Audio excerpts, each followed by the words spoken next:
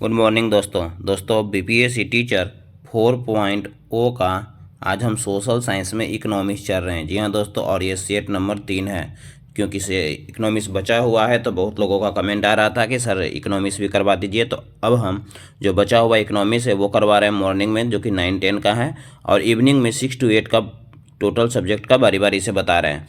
तो शुरू करने से पहले अगर आप मेरे चैनल पर पहली बार विजिट कर रहे हैं तो चैनल को सब्सक्राइब कर दें, साथ में बेल आइकन दबा दें ताकि जो भी वीडियो हम अपलोड करें उसका नोटिफिकेशन आप तक मिलता रहे। तो चलिए वीडियो को शुरू करते हैं। 111 निम्न युग्मों में से कौन सम्मिलित नहीं है? A IMR infant mortality rate, B है MDG manual data graphics, C है MMR maternal mortality rate, D है उपयुक्त में से एक से अधिक। तो 111 का बी नंबर ऑप्शन होगा MDG manual data graphics. Next है 112 विश्व उपभोक्ता दिवस मनाया जाता है? ए अप्रैल 15, बी मार्च 15, सी फरवरी 15, डी उपयुक्त में से एक से अधिक। तो 112 का होगा ऑप्शन नंबर बी मार्च 15 को। नेक्स्ट है 113 निम्नलिखित में से कौन सा क्षेत्र भारत के सकल घरेलू उत्पाद में सर्वाधिक योगदान देता है? ए प्राथमिक क्षेत्र, बी द्वितीय क्षेत्र, सी तृतीय क्षेत्र, डी उपयुक्त में से एक से अधिक। तो 113 का सी नंबर ऑप्शन हो जाएगा तृतीय क्षेत्र। नेक्स्ट हो जाएगा 114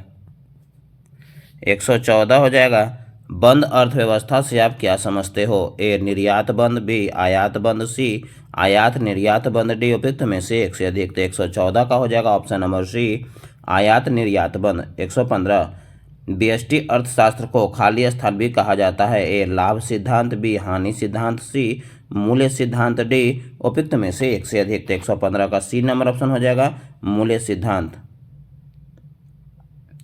116 भारत में राजकोषीय घाटे को कम करने के लिए सरकार ने संसद का कौन सा अधिनियम निर्धारित किया है? A RBI act, B FRBM act, C FEMA act, D उपयुक्त में से एक से अधिक। 116 का बी नंबर ऑप्शन हो जाएगा FRBM एक्ट। 117 यूरोप का सबसे बड़ा बंदरगाह निम्न में से कौन सा है? ए लंदन का बंदरगाह, बी रॉटरडम का बंदरगाह, सी लिस्बन का बंदरगाह, डी उपयुक्त में से एक से अधिक। तो 117 का बी नंबर ऑप्शन हो जाएगा रॉटरडम का बंदरगाह। नेक्स्ट है 118 है निम्नलिखित कथन के बारे में बताना है कि इसमें से कौन सा कथन पर विचार करना है सही है।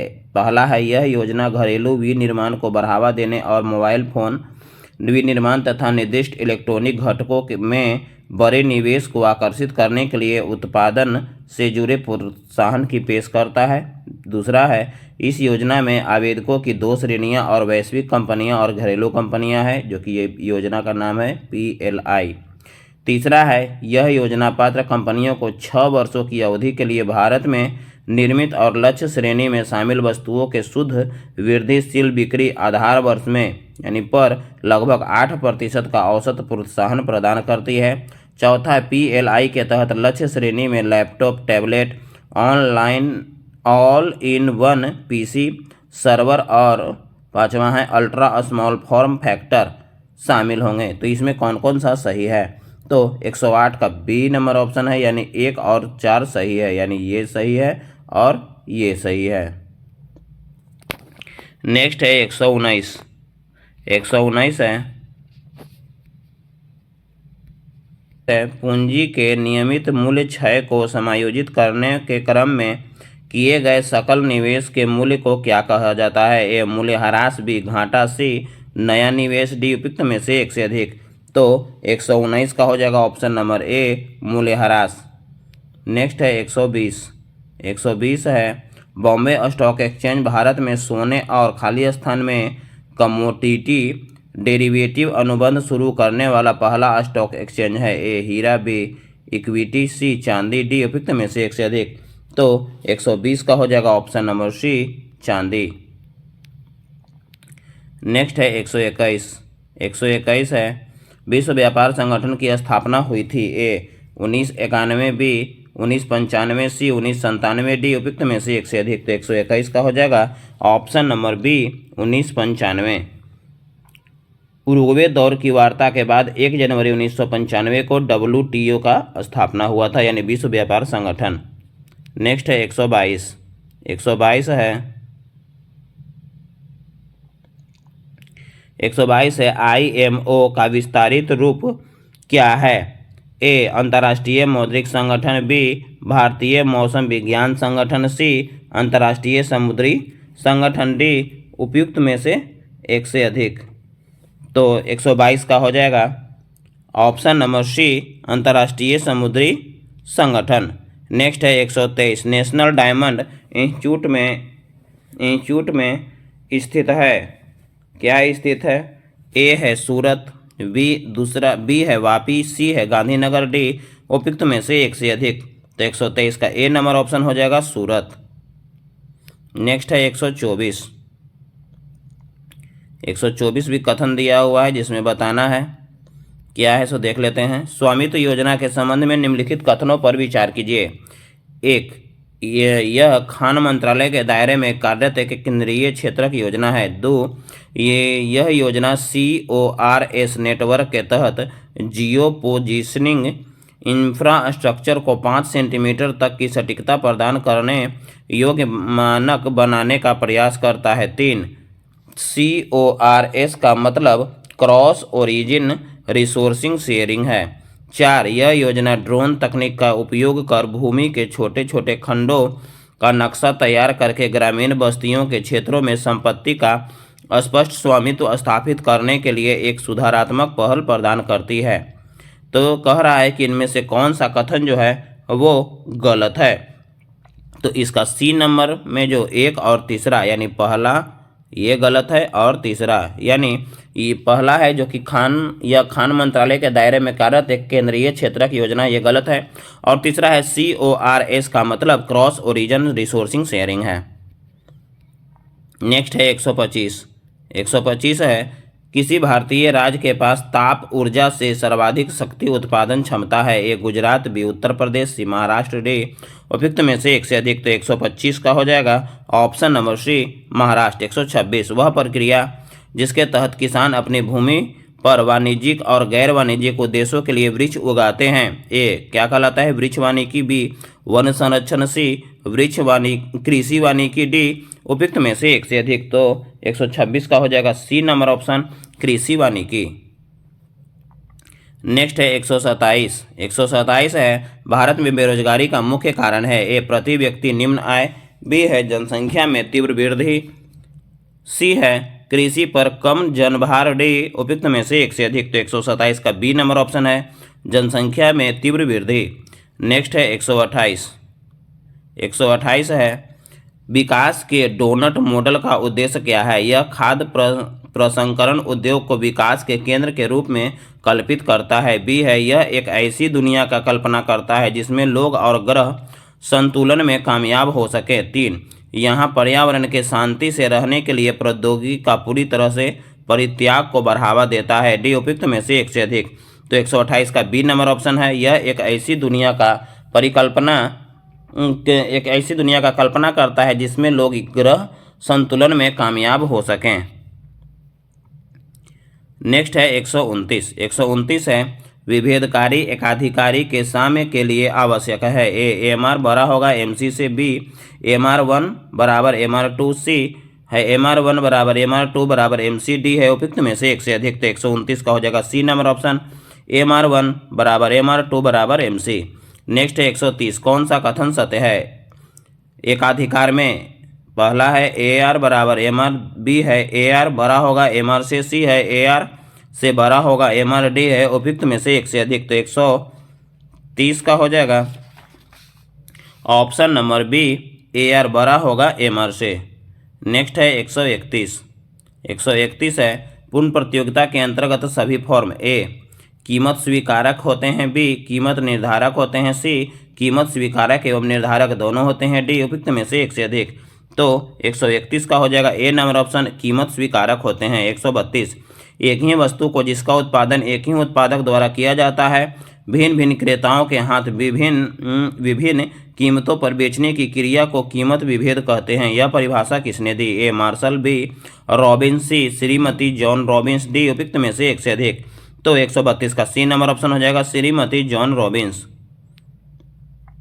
नेक्स्ट है 133, ह्रासमान प्रतिफल नियम लागू होता है। ए केवल उद्योग में, बी केवल कृषि में, सी एक सीमा के बाद प्रत्येक आर्थिक क्रिया पर, डी उपयुक्त में से एक से अधिक। तो 133 का सी नंबर ऑप्शन हो जाएगा एक सीमा के बाद प्रत्येक आर्थिक क्रिया पर।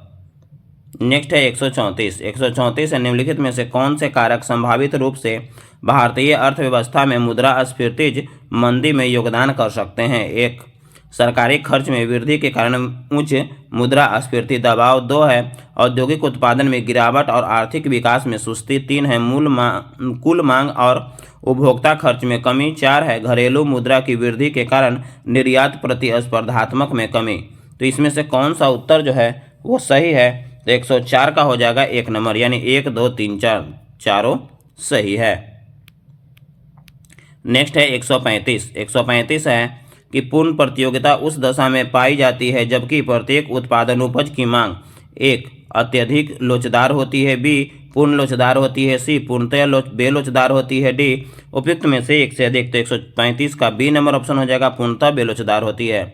दोस्तों ये वीडियो अच्छा लग रहा हो तो एक लाइक जरूर करते चले। 136, राष्ट्रीय लाभांश समाज के वस्तुगत आय का वह भाग है जिसमें विदेशों से प्राप्त आय भी सम्मिलित होती है, जिसे मुद्रा में मापा जाता है। राष्ट्रीय आय के इस परिभाषा को किसने दी है? ए मार्शल, बी पीगू, सी फिशर, डी उपयुक्त में से एक से अधिक। तो 136 का बी नंबर ऑप्शन है पीगू। नेक्स्ट है 137, 137 का हो जाएगा राष्ट्रीय आय का प्रतिनिधित्व कौन सा सूत्र करता है? तो इसमें सूत्र है ये सभी सूत्र करता है, एक से अधिक है। नेक्स्ट है 138, एकाधिकार प्रतियोगिता में दीर्घकाल के लिए निम्नलिखित में से कौन सी शर्त पूरी होनी चाहिए जबकि फर्म केवल सामान्य लाभ प्राप्त रही हो? तो 138 है, 138 का ए नंबर ऑप्शन हो जाएगा पी बराबर ATC। नेक्स्ट है 139, 139 है भारतीय जनगणना एवं राष्ट्रीय नमूना सर्वेक्षण के संबंध में कौन सा कथन गलत है? ए दोनों राष्ट्रीय एजेंसी है, बी दोनों डेटा को एकत्र एवं संसाधित करते हैं, सी दोनों सामाजिक और आर्थिक मुद्दों के लिए फंडिंग एजेंसी हैं, डी उपयुक्त में से एक से अधिक। तो 139 का हो जाएगा ऑप्शन नंबर सी, दोनों सामाजिक और आर्थिक मुद्दों के लिए फंडिंग एजेंसी हैं। नेक्स्ट है 140, 140 है यदि क्रेताओं और विक्रेताओं की संख्या अधिक नहीं है, वस्तुएं एक रूप नहीं है और क्रेताओं और विक्रेताओं को बाजार का पूर्ण ज्ञान नहीं है, तो ऐसी स्थिति ए विभेदात्मक एकाधिकार होगा, बी पूर्ण प्रतियोगिता की स्थिति होगी, सी एकाधारात्मक प्रतियोगिता की स्थिति उत्पन्न हो जाएगी, डी उपयुक्त में से एक से अधिक। तो 140 का हो जाएगा ऑप्शन नंबर सी, एकाधिकारात्मक प्रतियोगिता की स्थिति उत्पन्न होगी। 141, डेटा अधिग्रहण में त्रुटियां उत्पन्न हो सकती है जिन्हें कहा जाता है? ए नमूनाकरण त्रुटि, बी गैर नमूनाकरण त्रुटि, सी डेटा संग्रह में त्रुटि, डी उपयुक्त में से एक से अधिक। तो 141 का हो जाएगा ऑप्शन नंबर बी, गैर नमूनाकरण त्रुटि। नेक्स्ट है 142, संघ सरकार के वित्त में नवीनतम विकास के बारे में निम्नलिखित कथनों पर विचार कीजिए। ए महामारी वित्तीय वर्ष 21 के दौरान संघ सरकार का राजकोषीय घाटा सकल घरेलू उत्पाद के 9.2% तक पहुंच गया था। 2 है वित्तीय वर्ष 22 में राजकोषीय घाटा कम होकर सकल घरेलू उत्पाद का 7.7% हो गया है। 3 है पिछले 2 वर्षों में राजस्व संग्रह कम हो गया है। तो इसमें से कौन सा सही है? तो 142 का बी नंबर ऑप्शन हो जाएगा केवल एक सही है, जो कि एक है महामारी वित्तीय वर्ष 21 के दौरान संघ सरकार का राजकोषीय घाटा सकल घरेलू उत्पाद के 9.2% तक पहुंच गया था। नेक्स्ट है 143, 143 है एक वर्गीकरण में समय वर्गीकरण चर बन जाता है और डेटा को समय के अनुसार वर्गीकृत किया जाता है जो कहलाता है? ए अस्थायी वर्गीकरण, बी है गुणात्मक वर्गीकरण, सी है स्थानिक वर्गीकरण, डी है उपयुक्त में से एक से अधिक। तो 143 का एक नंबर ऑप्शन है स्थानिक वर्गीकरण। 144, विवादात्मक एकाधिकार के अंतर्गत एकाधिकारी उस बाजार में अपनी वस्तुएं की कीमत कम रखेगा जहां पर वस्तु की मांग लोच ए अधिक होगी, बी कम होगी, सी 1 के बराबर होगी, डी उपयुक्त में से एक से अधिक। तो 144 है, 144 का हो जाएगा ए नंबर ऑप्शन अधिक होगा। उसके बाद है 145, 145 है कीमत विभेद संभव होता है। ए वस्तुओं के स्वभाव के कारण, बी विशिष्ट उपभोक्ता के कारण, सी कानूनी स्वीकृति के कारण, डी उपयुक्त में से एक से अधिक। तो 145 का हो जाएगा डी नंबर ऑप्शन, उपयुक्त में से एक से अधिक। नेक्स्ट है 146।